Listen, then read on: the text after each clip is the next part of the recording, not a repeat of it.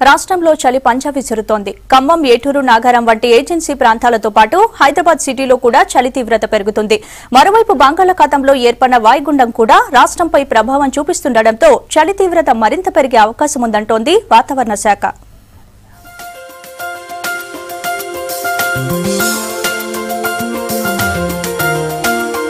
చలిపులి రాష్ట్ర ప్రజలను వణికిస్తోంది. ఏజెన్సీ ప్రాంతాలు ఇప్పటికే మంచి దుప్పటి కప్పుకోగా నగరాల్లో కూడా రాత్రి ఉష్ణోగ్రతలు క్రమేపీ తగ్గుతున్నాయి. బంగాళాఖాతంలో ఏర్పడిన వాయుగుండం వల్ల రాష్ట్రంలో చలి తీవ్రత మరింత పెరిగింది. వర్ష సూచన లేకపోయినప్పటికీ చలి తీవ్రత మరింత పెరిగింది.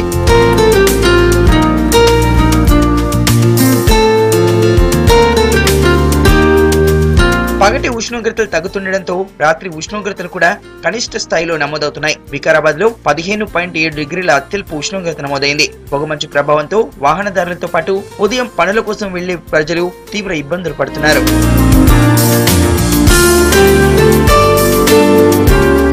చలి తీవ్రత పెరుగుతుండటంతో సీజనల్ వ్యాధులు పెరిగే అవకాశం ఉందంటున్నారు ఎక్స్పర్ట్స్. చలిలో ప్రయాణం చేసేటప్పుడు వీలైనంత వరకు జాగ్రత్తలు పాటించాలని చెబుతున్నారు.